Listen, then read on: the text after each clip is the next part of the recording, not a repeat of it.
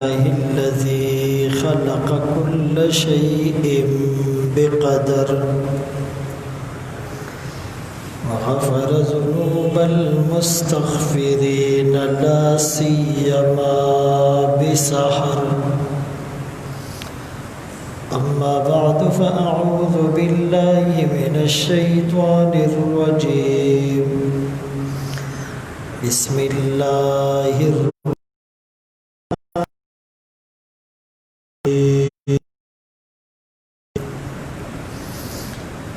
كتب عليكم القصاص في القتلى الحر بالحر العبد بالعبد والأنثى بالأنثى فمن عفي له من أخيه شيء فاتباع بالمعروف. وقال النبي صلى الله عليه وسلم: بعثت برفع قوم وبخفض آخرين، أو كما قال عليه الصلاة والسلام. صدق الله مولانا العظيم وصدق رسوله النبي الأمي الهاشمي المدني الكريم، ونحن على ذلك لمن الشاهدين والشاكرين، والحمد لله رب العالمين.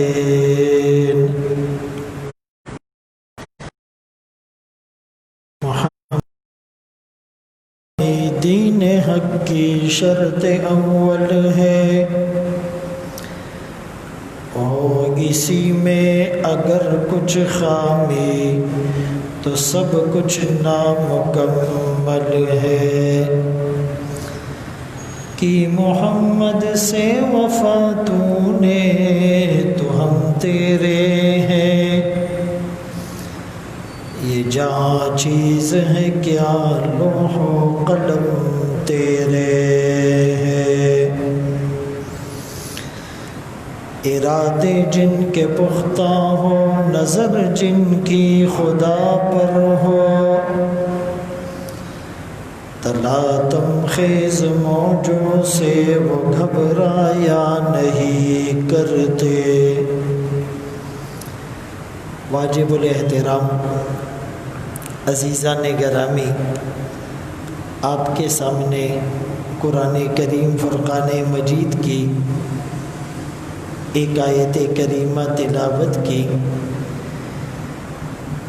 اور سرکار دو عالم تاجدار مدینہ محمد مصطفیٰ احمد مجتبیٰ صلی اللہ علیہ وسلم کی حدیث مبارکہ پیش کی. ملک میں آئے دن جرائم کی تعداد میں اضافہ ہو رہا ہے، خصوصاً جنسی جرائم عروج پر ہیں. اسلام ایک مکمل ضابطۂ حیات ہے. اسلام ایک مکمل دین ہے. اسلام کے احکامات پر عمل کرنے ہی سے معاشرہ امن و امان کا گہوارہ بن سکتا ہے.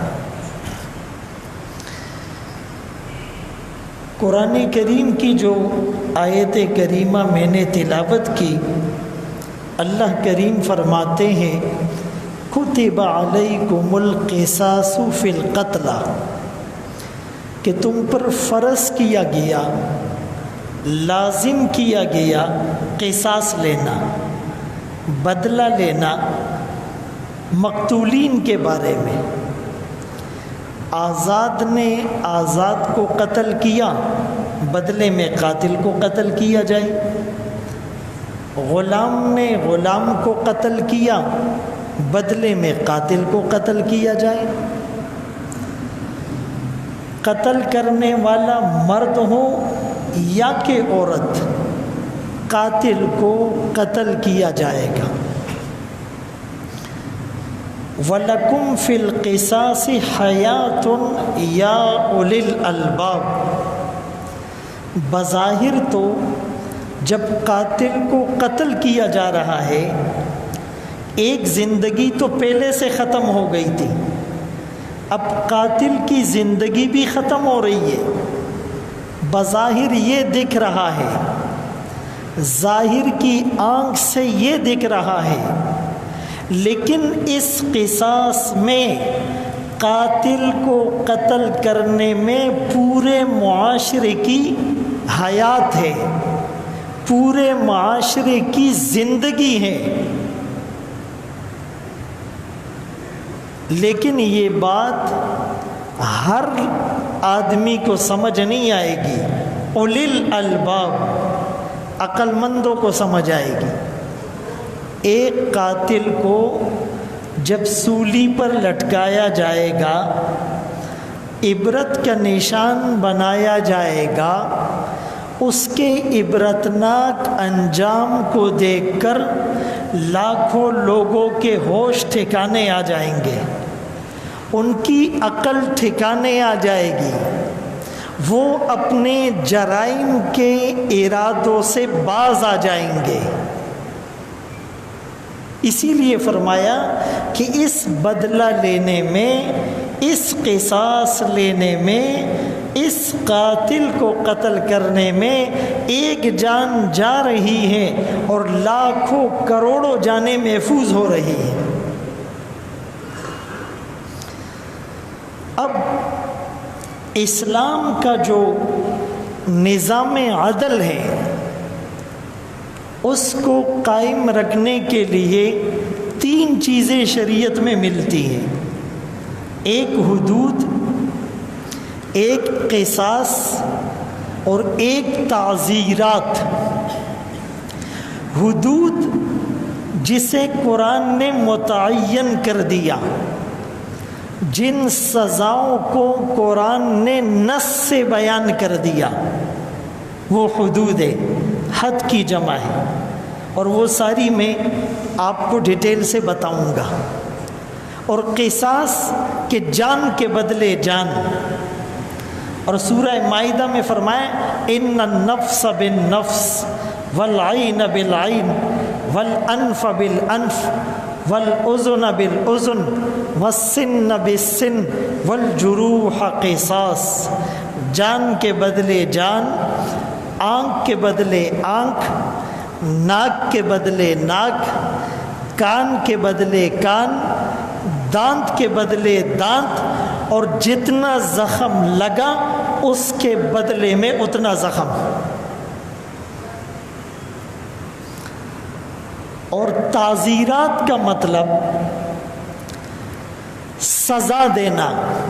قاضی اور حاکم اپنی ثوابدید پر اپنے اختیارات کو بروئے کار لاتے ہوئے جس جرم کی مجرم کو جو سزا مناسب سمجھے دے سکتا ہے، اس میں قاضی کو تفویض اور اختیارات دیے گئے ہیں۔ مغربی معاشرے میں، ویسٹ میں، یورپی کنٹریز میں، وہاں پر قانون کے پیچھے ریاست ہوتی ہے۔ قانون کو امپلیمنٹ کرنے کے لیے پیچھے ریاست کا پاور ہوتا ہے، ریاست کا ڈنڈا ہوتا ہے۔ وہاں پر ایک وزیر بھی اگر جرم کرے گا تو عام مجرموں کی طرح کٹہرے میں کھڑا نظر آئے گا، اس کو کوئی وی آئی پی پروٹوکول وہاں نہیں دیا جائے گا۔ یہ در حقیقت اسلام کا نظام عدل تھا۔ کہ حضرت علی رضی اللہ تعالیٰ عنہ کا ایک یہودی کے ساتھ زنا کے معاملے میں اختلاف ہے. زنا حضرت علی رضی اللہ تعالیٰ عنہ کی تھی، لیکن یہودی کے قبضے میں تھی. فیصلے کے لیے قاضی شرح دربار لگاتا ہے، عدالت لگاتا ہے. حضرت علی رضی اللہ تعالیٰ عنہ پیش ہوتے ہیں. یہ نہیں کہتے کہ جی یہ تو امیر المومنین ہے، یہاں تو کہتے گورنر کو پیشی سے استثناء دے دیا گیا، وزیر اعظم کو پیشی سے استثناء دے دیا گیا، صدر کو پیشی سے استثناء دے دیا گیا. وہاں پر یہ کہانیاں نہیں ہوتی تھی. اللہ کے قانون سے استثناء کسی کو نہیں دیا جا سکتا. اللہ کے قانون کے سامنے سب برابر اور بے بس نظر آتے ہیں. اللہ کے قانون سے بڑا دنیا کا کوئی لا اور قانون نہیں ہو سکتا. حضرت علی رضی اللہ تعالیٰ عنہ پیش ہوئے. امیر المومنین حضرت عمر رضی اللہ تعالیٰ عنہ منبر پر کھڑے ہو کر کہتے کہ اگر میں خلاف شریعت کوئی کام کروں تمہارا ریئیکشن کیا ہوگا، تمہارا رد عمل کیا ہوگا؟ تو ایک دیہاتی کھڑے ہو کر کہتا ہے میں اپنی اس تلوار سے آپ کو سیدھا کر دوں گا. حضرت عمر رضی اللہ تعالیٰ عنہ نے تو یہ نہیں کہا کہ تمہاری اتنی جرت، یہاں تو توہین عدالت برداشت نہیں ہوتی، اداروں کی توہین برداشت نہیں ہوتی، پارٹی لیڈر کی توہین برداشت نہیں ہوتی، اپنے ماں باپ کی توہین برداشت نہیں ہوتی، لیکن صحابہ کی توہین برداشت ہو جاتی، ناموس رسالت کی توہین برداشت ہو جاتی، قرآن کی توہین برداشت ہو جاتی ہے، شعائر اسلام کی توہین برداشت ہو جاتی ہے، علماء کی توہین برداشت ہو جاتی ہے. میں نے گزشتہ درس میں آپ کو ایک مثال دی تھی کہ پاکستانی میڈیا میں، پاکستانی چینل میں ایک شخص آن دی ریکارڈ یہ بات کہتا ہے کہ پاکستان کو سنوارنے کا حل یہ ہے کہ سارے مدارس بند کر دیے جائیں. میں جو بات کہہ رہا ہوں پورے وثوق، ذمہ داری اور ایویڈنس کے ساتھ کہہ رہا ہوں. وہ کہتا ہے کہ سارے مدارس کو بند کر دیا جائے، ملک ترقی کرے گا. موصوف کہنا یہ چاہ رہے تھے کہ قرآن کی تعلیم کو ختم کر دو، رسول اللہ کی حدیثیں پڑھنا چھوڑ دو، فقہ کے مسائل سیکھنا سکھانا چھوڑ دو، اسلامی نظام کو ختم کر دو. کہنا یہ چاہ رہے تھے، لیکن اتنی جرت تو نہیں ہے. اس پر تو سب مسلمان کھڑے ہو جائیں گے. تو وہ بالفاظ دیگر یہ کہہ رہا ہے کہ جی مدارس کو ختم کر دو. بھئی قرآن کہاں پڑھایا جاتا ہے؟ حدیث کہاں پڑھائی جاتی ہے؟ اذان کہاں سکھائی جاتی ہے؟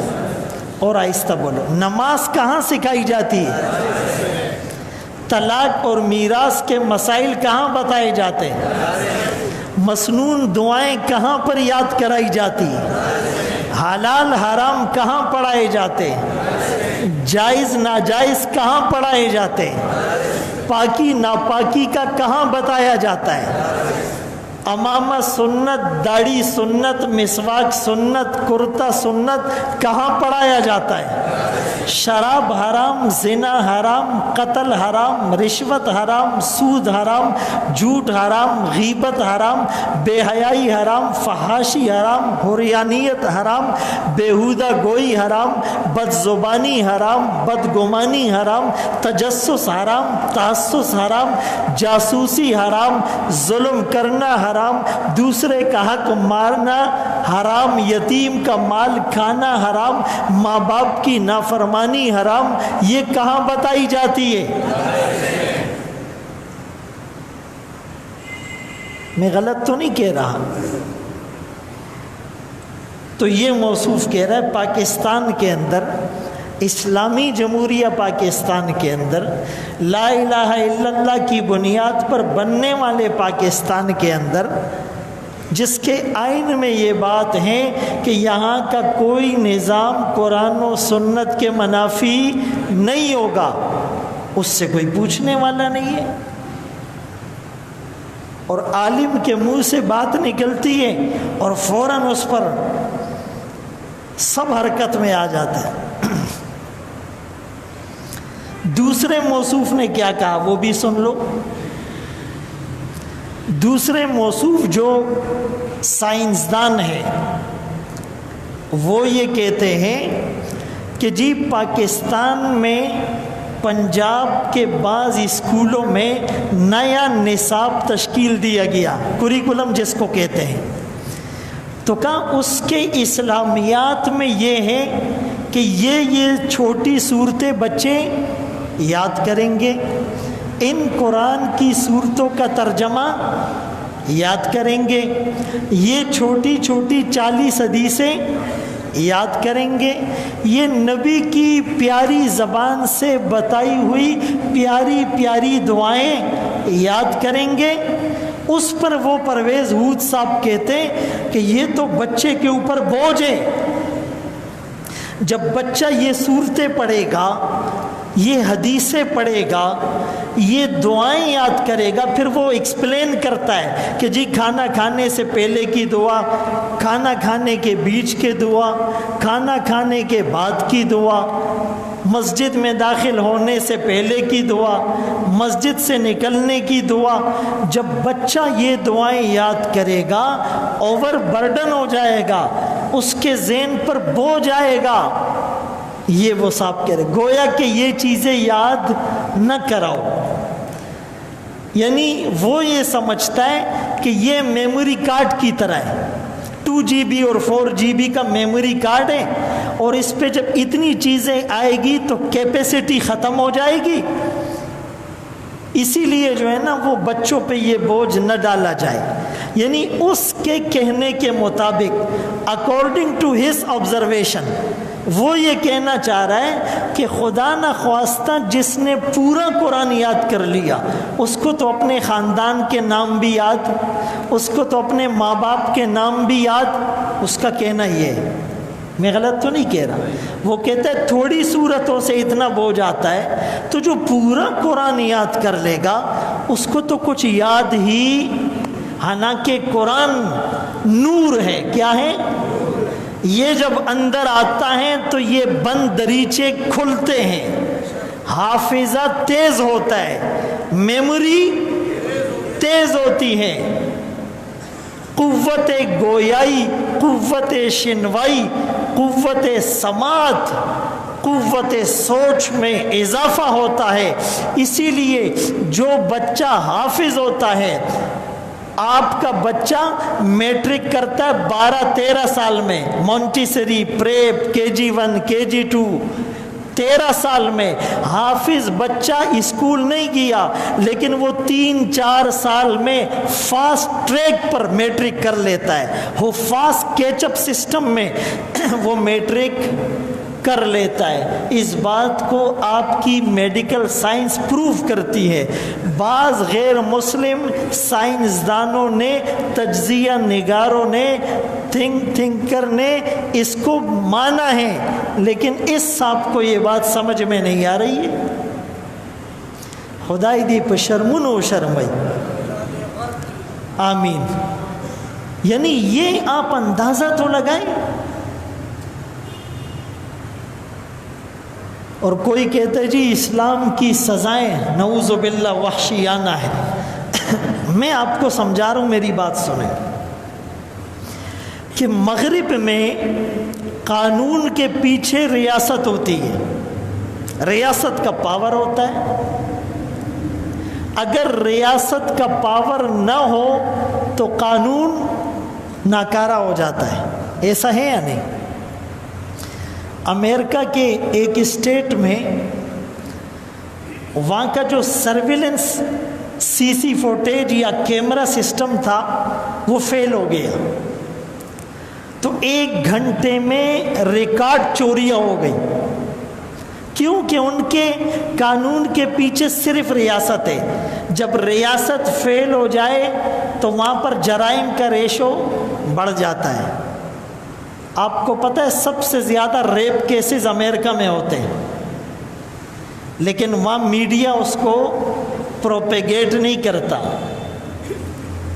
اور یہاں پر 1-2 کیسز ہوتے ہیں اور مغرب اس کو جواز بنا کر کہتا ہے دیکھو جی مسلمانوں کے ملک میں یہ ہو رہا ہے۔ مسلمانوں کے ملک میں بھی اس لیے ہو رہا ہے کہ یہاں پر پیچھے ریاست کی طاقت نظر نہیں آتی۔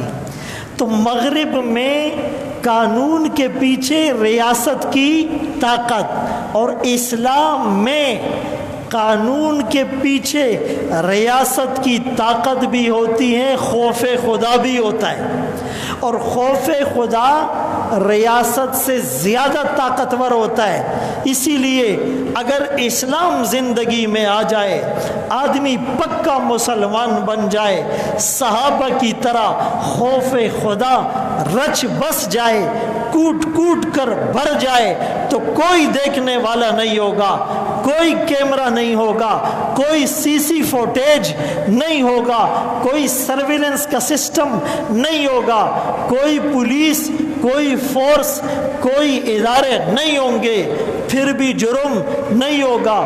رسول اللہ صلی اللہ علیہ وسلم نے بتایا تھا، اور پھر صحابہ اور تابعین نے اپنی آنکھوں سے دیکھا تھا، ایک عورت ہیرا سے چلتی تھی، مکے میں آتی تھی، اکیلی، زیورات سے لدی ہوئی، ارے اس کا مال چھیننا تو دور کی بات، اس کی ناموس کو لوٹنا تو دور کی بات، اس کو قتل کرنا تو دور کی بات، کسی کو آنکھ اٹھا کر دیکھنے کی جرت نہیں ہوتی تھی۔ جو مسلمان ہوتا تھا وہ خوف خدا کی وجہ سے آنکھ اوپر نہیں اٹھاتا تھا، جو کافر، منافق اور یہودی ہوتا تھا وہ اسلام کی سزاؤں کے ڈر سے نظر نہیں اٹھاتا تھا۔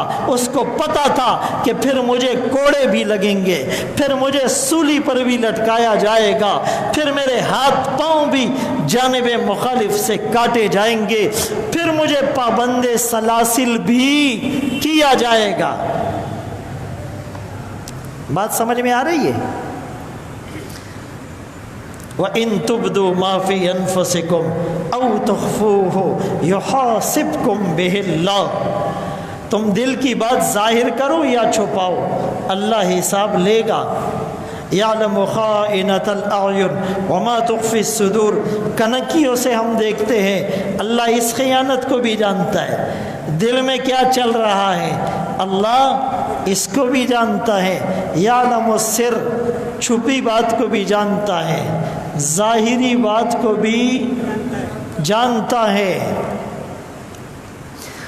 تو جو ضروریات خمسہ ہے، 5 چیزیں جس کی حفاظت سے معاشرہ محفوظ، 5 چیزیں جس کی حفاظت سے معاشرہ محفوظ۔ نمبر 1 دین محفوظ، نمبر 1، نمبر 2 جان محفوظ، نمبر 3 مال محفوظ، نمبر 4 عزت اور ناموس محفوظ، اور نمبر 5 عقل محفوظ۔ یہ 5 چیزیں محفوظ ہوگی، معاشرہ محفوظ ہوگا، چوری نہیں ہوگی، چوری، ڈاکہ، رشوت، سود، قتل، ظلم، ملاوٹ، دھوکہ، غیبت، چغلی، بدگمانی، بدزبانی، کسی پر الزام لگانا، کسی کا مال کھانا، یتیم کا مال دبانا، کچھ بھی نہیں ہوگا۔ 5 چیزیں محفوظ۔ اسلام نے کیسا پراپر اور پرفیکٹ انتظام کیا ہے، جس کو کہتے ہیں پرفیکٹ بیلنسنگ۔ پہلی چیز دیکھو، دین محفوظ ہو، اسلام نے اس کے لیے کیا نظام وضع کیا؟ اسلام نے کہا کہ دین محفوظ تب ہوگا کہ کوئی بغاوت کرے، کوئی مرتد ہو جائے، اسلام میں آنے کے بعد پھر مرتد ہو جائے، کھیل بنا لے، صبح مسلمان شام کو کافر۔ فرمایا اس مرتد کو قتل کر دو، اس مرتد کو بولو۔ اس دین کی حفاظت کے لیے اسلام نے دعوت کا نظام دیا ہے، تبلیغ کرو، دعوت اور تبلیغ میں پھرو، اوروں کو مسلمان کرو، جو پہلے سے مسلمان ہیں ان کو پکا کرو۔ دعوت کا کیا مطلب؟ غیروں کو مسلمان کرو، اپنوں کو پکا کرو۔ ایک دعوت کا نظام، ایک جہاد کا نظام۔ باہر سے لوگوں کو اندر لاؤ، اندر والوں کو جماؤ، لیکن جو تمہارے اسلام کی باؤنڈری پر حملہ کرے، جہاد کے ذریعے سے اس کی گردن اڑاؤ، اس کا کلا کما کرو، اس کی بیخ کنی کرو۔ تو دین کی حفاظت کے لیے 2 نظام، ایک دعوت کا نظام، دوسرا جہاد کا نظام۔ اور مرتد ہونے کی سزا، جو آ کر چلا جائے، مذاق بنائے اس کو، جب یہ کام کرو گے دین محفوظ ہوگا یا نہیں؟ سمجھ میں آ رہی ہے بات؟ میں آج آپ کو سمجھانا بھی چاہ رہا ہوں۔ کبھی کبھی مکررم زان لیونے کی او خلقم زان لیونے کی۔ آج کل بعض ویڈیوز آتی ہے نا، یہ چیخ رہا ہے، چلا رہا ہے، مائک ادھر پھینک دیا، لوگ بھی نعرے لگا رہے، پوئی کی پیسنا، سمجھ میں کچھ نہیں آتا۔ تو سمجھو حفاظت دین۔ دوسری چیز جو ضروری ہے، حفاظت جان، حفاظت، اس کا انتظام شریعت نے کیا کیا؟ قصاص۔ اس نے اس کو قتل کیا، بدلے میں اس کو قتل کرو۔ پھر کوئی اور یہ جرأت کرے گا؟ اس کے لیے اللہ نے قصاص کا نظام دیا۔ کتب علیکم القصاص فی القتلى وَلَكُمْ فِي الْقِصَاصِ حَيَاةٌ يَا أُولِي الْأَلْبَابِ۔ ایک یہودی نے ایک بچی کی ناموس لوٹی اور پھر اس بچی کا سر پتھر سے کچل دیا۔ پتہ ہے رسول اللہ صلی اللہ علیہ وسلم نے کیا کیا؟ جو رحمت للعالمین تھے، فرمایا اسی طرح اس یہودی کا سر 2 پتھروں کے درمیان کچل دو۔ ایسا کیا گیا۔ تو جان کی حفاظت کے لیے قصاص کا نظام ہے۔ تیسری چیز حفاظت مال، حفاظت، اس کے لیے فرمایا والسارق والسارقہ فاقطعوا ایدیہما، چوری کرنے والا مرد، چوری کرنے والی عورت، ان کے ہاتھ کاٹ دو۔ ہاتھ۔ ایک عورت مخزومیہ قبیلے سے تعلق رکھنے والی، جس کا نام فاطمہ تھا، چوری کر لی، دھر لی گئی، فیصلہ آیا ہاتھ کاٹا جائے گا۔ وہ بڑا قبیلہ تھا، حسب نسب والا قبیلہ تھا، سٹیٹس اچھا تھا، ہائی پروفائل لوگ تھے۔ انہوں نے سفارش بھجوائی رسول اللہ صلی اللہ علیہ وسلم کے پاس کہ تھوڑا ریلیف دے دیا جائے، جرمانہ لے لیا جائے، قید میں ڈال دیا جائے، ہاتھ نہ کاٹا جائے، خاندان کی بدنامی ہوگی، ناک کٹ جائے گی۔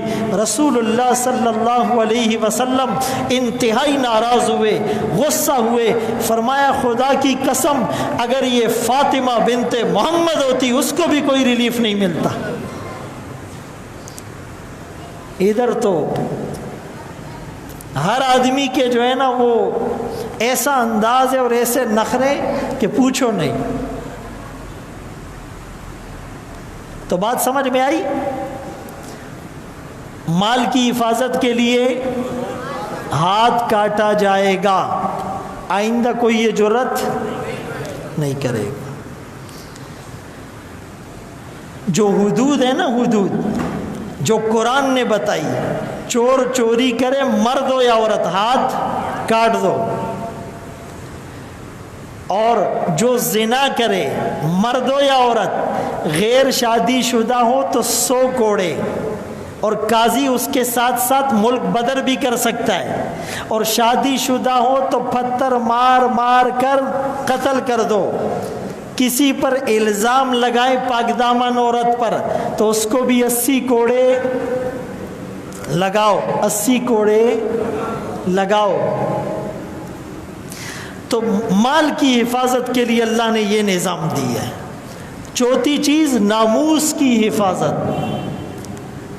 ایک آدمی کسی عورت پر الزام لگاتا ہے، اس کی ناموس کو خطرے میں ڈالتا ہے، اس کی پاکدامنی پر انگلی اٹھاتا ہے اور اس کا الزام جھوٹا ثابت ہوتا ہے، اس کو کہتے ہیں حد قذف. 80 کوڑے مارو. کتنے؟ 80 کوڑے. اور سزائیں دیتے وقت بند کمرے میں نہیں ہو. وَلْيَشْهَدْ عَذَابَهُمَا طَائِفَةٌ مِّنَ الْمُؤْمِنِينَ. زنا کر لیا، غیر شادی شدہ ہے، 100 کوڑے مارو، سب کے سامنے مارو. شادی شدہ ہے، پتھر مار مار کر سنسار کر کے قتل کرو، کھلے عام کرو، گراؤنڈ میں کرو، کراؤڈ میں کرو، جمع غفیر میں کرو، سب دیکھ لے، سب کے سامنے کرو. تو لیے انتظام کیا، زنا کرے غیر شادی شدہ 100 کوڑے، زنا کرے شادی شدہ پتھر مار مار کر قتل، الزام لگائے جھوٹا الزام 80 کوڑے مارے جائے. پانچویں چیز عقل کی حفاظت کے لیے فرمایا شراب عقل میں فتور ڈالتی ہے، جو شراب پیے گا اس کو بھی 80 کوڑے مارو. جب شراب پیتا ہے عقل کام چھوڑ دیتی ہے، بیوی کو طلاق دے دیتا ہے، ماں کو گالی دے دیتا ہے، باپ کو تھپڑ لگا دیتا ہے، مسجد میں گندگی کر لیتا ہے، علماء پہ بھونک لیتا ہے. ارے بھائی اس کا حل یہ، اس کو 80 کوڑے مارو. یہ 1 مہینے تک سیدھا نہیں سو سکتا، پھر شراب کے قریب جائے گا. یہ نظام سمجھ میں آ رہا ہے؟ یہ قانون موجود ہے لیکن اس پہ عمل نہیں ہو رہا. اور زنا کتنا بڑا گناہ ہے.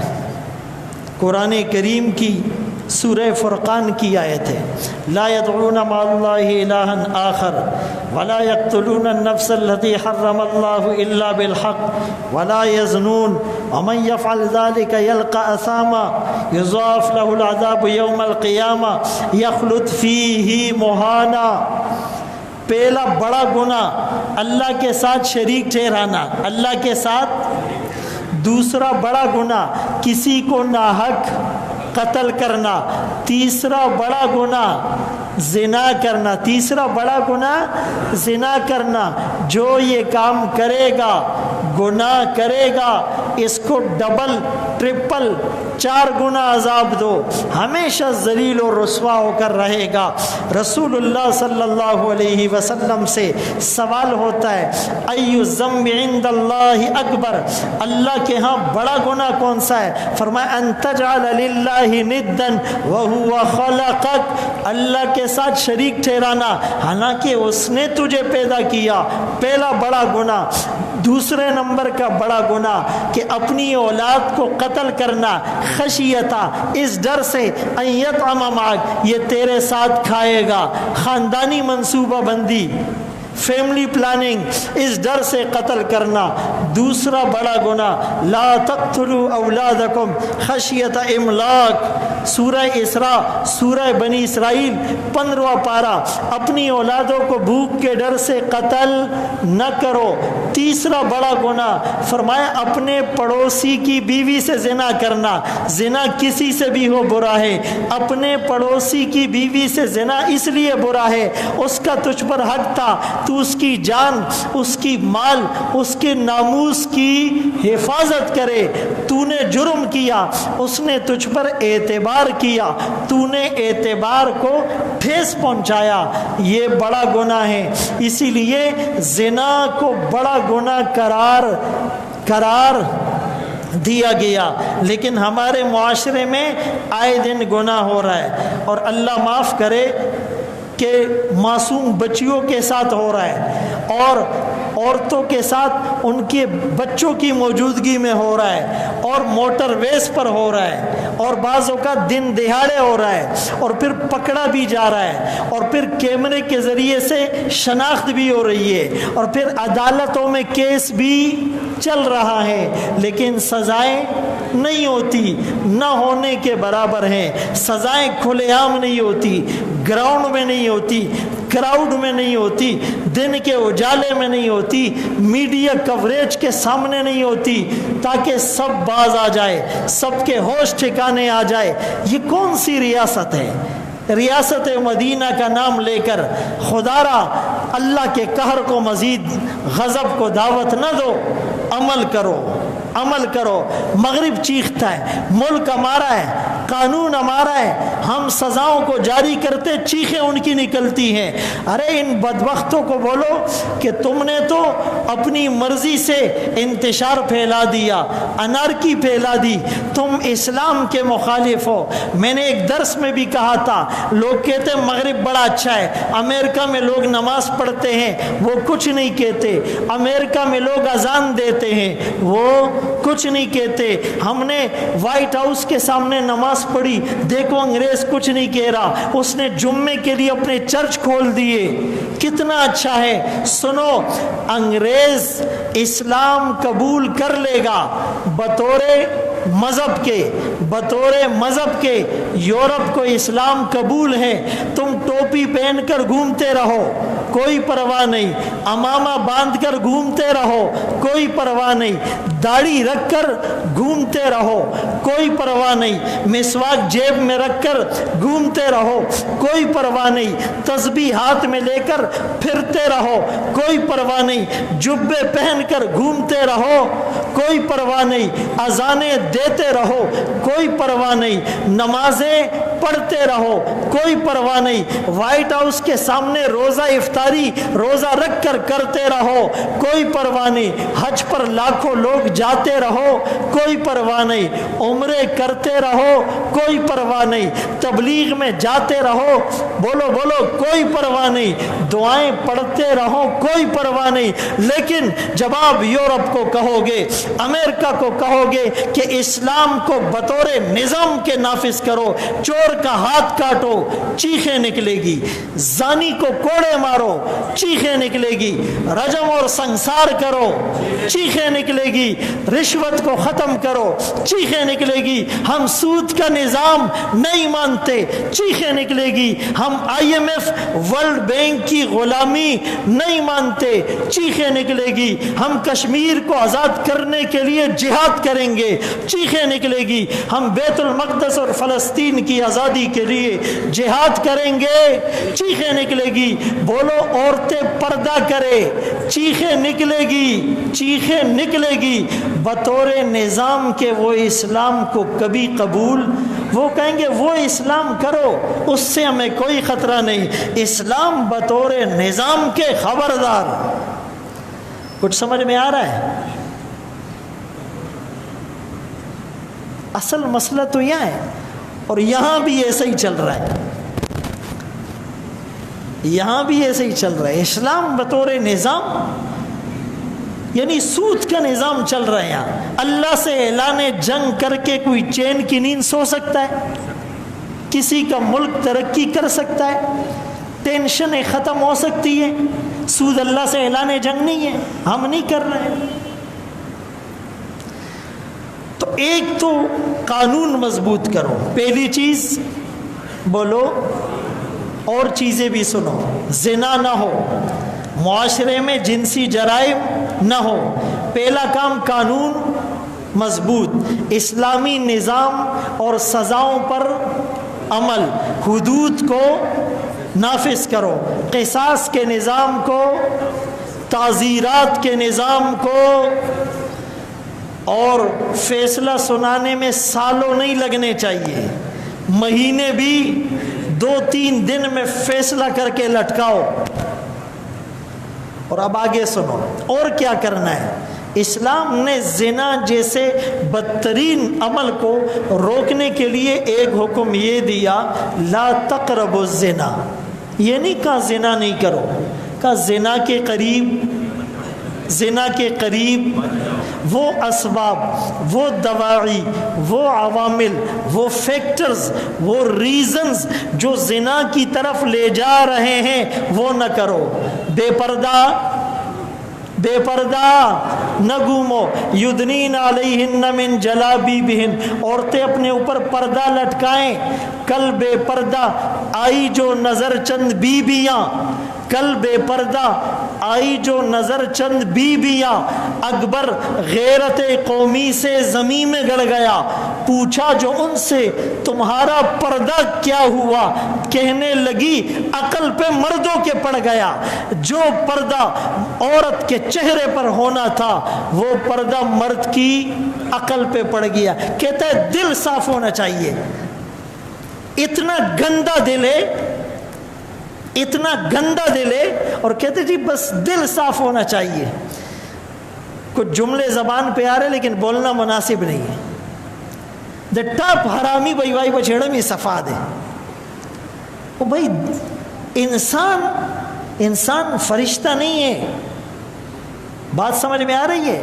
اس کائنات میں انبیاء کے بعد پاکیزہ ہستیاں صحابہ، عورتوں میں سب سے پاکیزہ دل امہات المومنین، قرآن نے ان کو حکم دیا، ان پاک دل والے صحابہ کو، اذا سألتموہن متاعًا، جب تم امت کی ماؤں سے کچھ مانگو، فاسألوہن من وراء حجاب، پردے کے پیچھے سے مانگو، ذالکم اطہر لقلوبکم وقلوبہن، یہ تمہارے اور ان کے دل کی پاکیزگی کا سبب ہے۔ قرآن ان کو کہہ رہا ہے، اور آج کا گندا دل والا، گندی سوچ والا، گندے خیالات والا، گندے دماغ والا، گندی نظروں والا، گندے کانوں والا، گندی زبان والا، گندے خیالات اور افکار والا، وہ کہتا ہے دل صاف ہونا چاہیے۔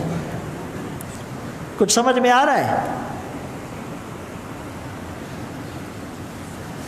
تو ایک کام تو یہ کرنا ہے کہ عورتیں بے پردہ۔ نمبر 2، قرن فی بیوتکن، بغیر ضرورت گھر سے، بولو بغیر ضرورت گھر سے، سورہ احزاب۔ تیسرا اسٹیپ، ضرورت میں نکلنا ہے تو محرم کے ساتھ نکلے، ضرورت سے نکلنا ہے محرم کے ساتھ نکلے۔ چوتھے نمبر پر ضرورت سے نکلنا بھی ہے، برقعے میں نکلے۔ کس میں نکلے؟ ڈیزائن والا برقع نہیں، فیشن والا برقع نہیں۔ آج کل کے برقعے کو دیکھ کر تو اور دل چاہتا ہے پتہ نہیں اندر کیا ہوگا۔ تو برقع بھی اسلامی، کھلا ڈلا، لمبا موٹا، اس سے بال اور چہرہ نظر۔ 5ویں نمبر پر خوشبو لگا کر۔ 6 نمبر پر زیب و زینت کر کے 7ویں نمبر پر مرد اور عورتوں کا اختلاط نہ ہو، مکس گیدرنگ نہ ہو، کو ایجوکیشن نہ ہو۔ 8ویں نمبر پر کوئی مرد کسی عورت کے ساتھ تنہائی میں نہ بیٹھے، لا یخلون رجل بامرأة، کوئی اکیلا مرد اکیلی عورت کے ساتھ نہ بیٹھے۔ کوئی تیسرا ضرور ہو، اگر تیسرا نہیں ہوگا تو تیسرا شیطان ہوگا۔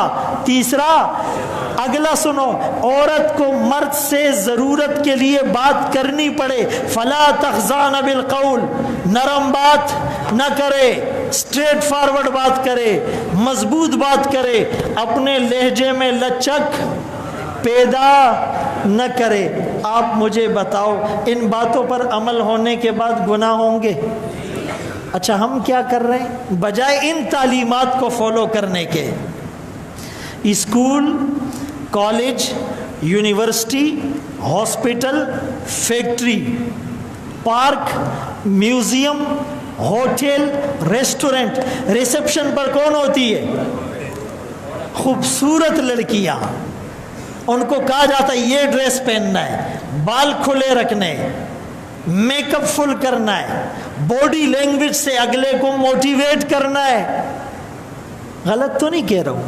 ڈرامے اور فلموں میں ایڈز عورتوں کے، اسکرین بورڈ اور سائن بورڈ پر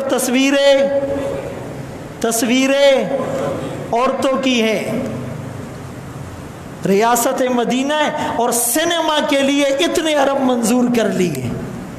ریاست مدینہ ہے اور فلاں اداکارہ کو یہ ایوارڈ دے دیا گیا۔ یعنی ہم کہہ کیا رہے ہیں اور کر کیا رہے ہیں؟ مجھے تو سمجھ میں نہیں آتا کہ لوگ پتہ نہیں ستو پی کر سو رہے ہیں، وہ کیوں ان چیزوں کو نہیں نوٹ کر رہے؟ یعنی زبان سے آپ چلانگے لگاؤ اور نظام آپ اسی کو زور دے رہے ہو۔ تو خدا را میری گزارش ہے اپنے آپ سے، پھر آپ سے، اس کے بعد اس موبائل کی دنیا میں جو لوگ ہمیں دیکھ اور سن رہے ان سے، اس کے ذریعے سے جن اداروں تک، حکمرانوں تک، ارباب اقتدار تک ہماری بات چل رہی ہے، پہنچ رہی ہے، خدا را قرآن کریم کی ان آیات، رسول اللہ صلی اللہ علیہ وسلم کی ان احادیث، صحابہ کے ان آثار اور واقعات کو آپ سنیں، سمجھیں، اس کو نافذ کریں، انشاءاللہ یہ پاکیزہ معاشرہ بنے گا۔ اللہ تعالیٰ عمل کی توفیق نصیب فرمائے۔ وآخر دعوانا الحمدللہ رب العالمین۔